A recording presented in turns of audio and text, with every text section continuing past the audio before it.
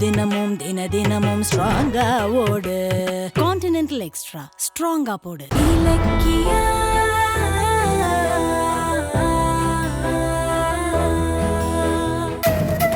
அந்த எஸ்எஸ்கே எப்ப பார்த்தாலும் என்ன அம்மா இல்லாதவன அவமானப்படுத்திக்கிட்டே இருக்கான்.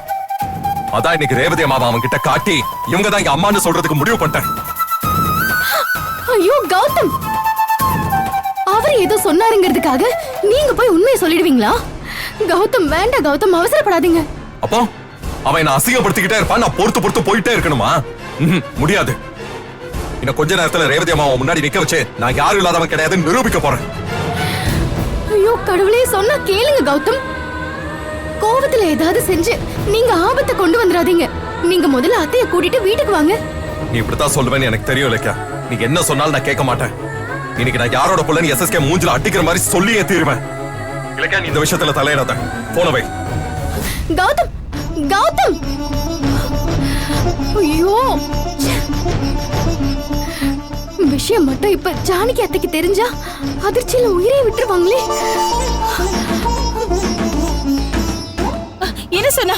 என்னம்மா சொன்னா? அத்தை உங்ககிட்ட சொன்னதுதான் என்கிட்டயும் சொன்னாரு.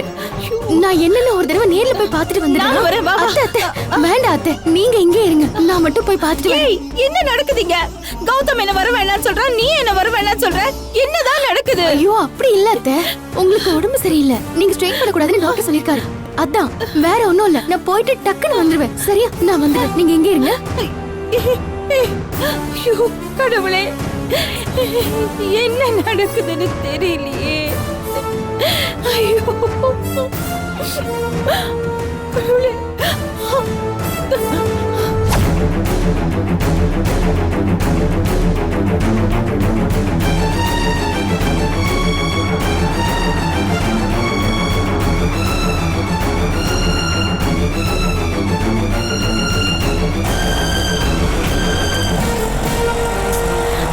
அண்ணா கொஞ்சம் சீக்கிரமா போங்களேன்.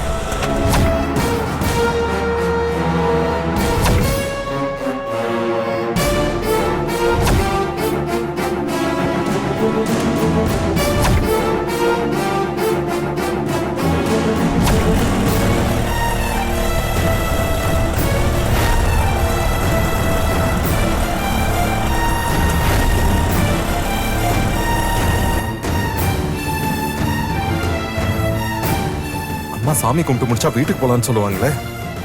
இது எஸ்எஸ்கே வேற வந்து தொலைய மாட்டேங்கிறான்.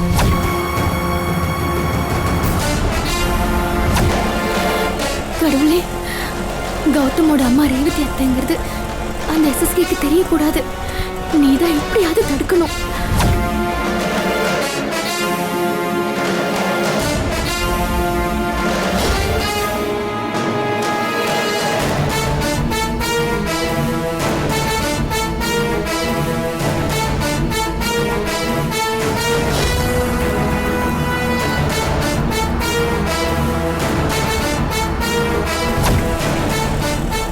கௌதம் எஸ்எஸ்கேவை கோயிலுக்கு வர சொல்லியிருக்கிற விஷயம் ரேவதி அத்தைக்கு தெரியாதுன்னு நினைக்கிறேன்.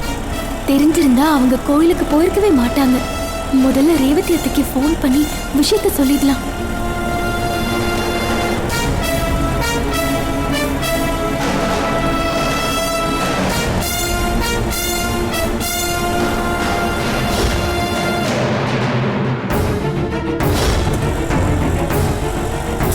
ஐயோ சீக்கிரம் ஃபோன் எடுங்க அத்தை.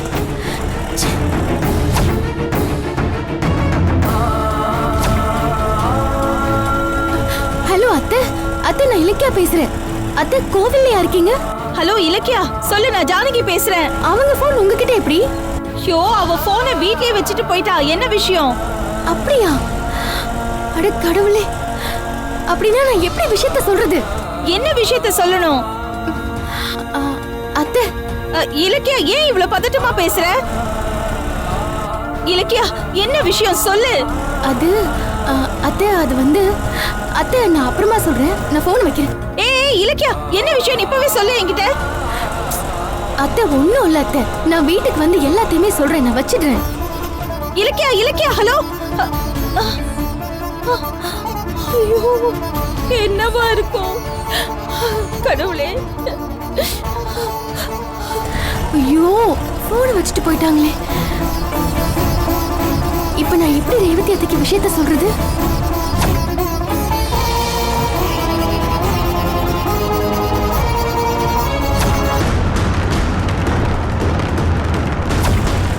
நான் கோவிலுக்கு போறதுக்குள்ள அந்த எஸ்எஸ்கே கோவிலுக்கு போகாம இருக்கணுமே.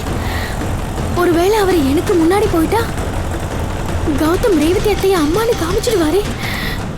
ஐயோ, இது நடக்க கூடாதே கடவுளே. கொஞ்சம் சீக்கிரமா போங்கண்ணா.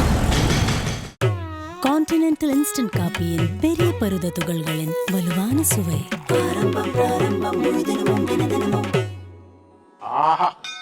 ஆரம்பம் பிராரம்பம் ஸ்ட்ராங்கா போடு, முழு தினமும் தினமும் ஸ்ட்ராங்கா ஓடு.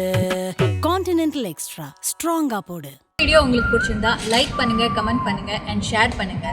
மறக்காம சரிகமா டிவி ஷோஸ் தமிழை சப்ஸ்கிரைப் பண்ணுங்க.